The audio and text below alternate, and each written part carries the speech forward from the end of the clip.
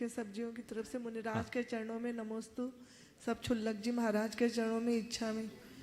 महाराज श्री इंसान अपनी वसीयत में धन दौलत मकान दुकान तो दे जाता है, लेकिन अपने संस्कारों को नहीं देता है, तो वो संस्कार का क्या इतना मतलब उसकी कोई अहमियत नहीं होती?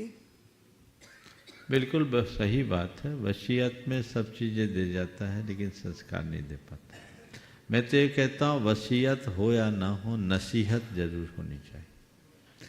अगर मनुष्य अपनी संतान को संपत्ति के साथ संस्कृति देना शुरू कर दे तो उसका जीवन भला होगा।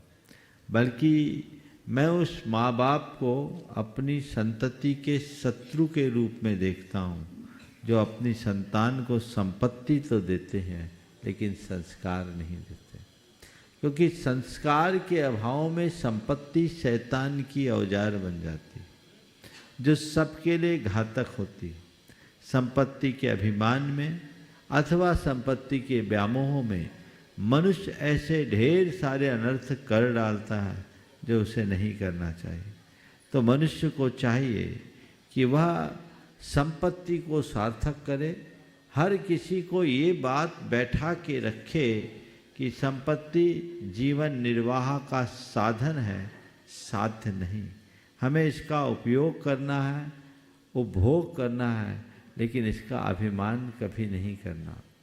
एक घटना जो आप लोगों ने पहले भी सुनी होगी, बसंत बिरला, घनश्याम दास बिरला ने एक पत्र लिखा था।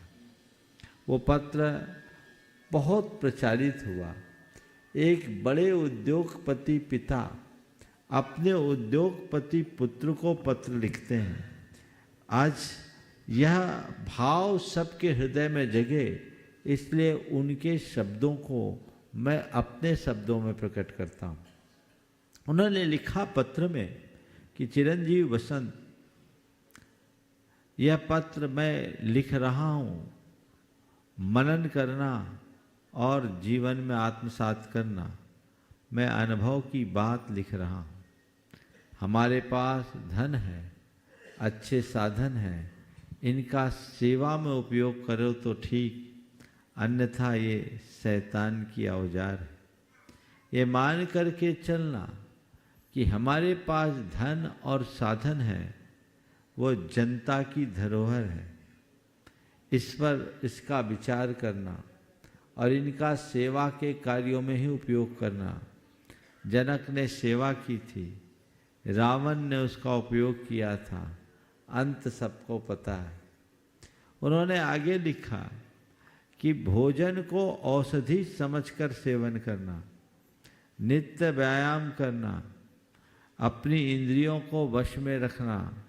जो ऐसा नहीं करते वो ज़्यादा काम नहीं कर पाते।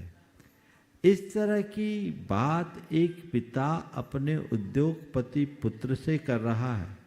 यदि हर माँ बाप अपनी संतान को ऐसी सीख देना शुरू कर दे तो वो संतान कभी भटक नहीं सकती। आज के माँ बाप, ज़्यादातर माँ बाप अपने बच्चों को पैसा कमाने का गुर और दुनिया की चीज़ें पाने की बात तो बहुत सिखा देते हैं, लेकिन जीवन जीने का मर्म नहीं बताते, धर्म और संस्कार की बातें नहीं करते, जिससे उनका जीवन उच्छृंखल हो जाता है, तहस नहस होता है। तो ये चीज़ें हमेशा ध्यान में रखना चाहिए। मेरे सामने एक बड़े उद्यमी हैं, उनने अपने एक बेटे से कहा, मेरे सामने कहा कि बेटे, आज मेरे पास जो धन है, मेरे जो साधन हैं, यदि मैं उन्हें चाहूं तो तुम्हें दे सकता हूं।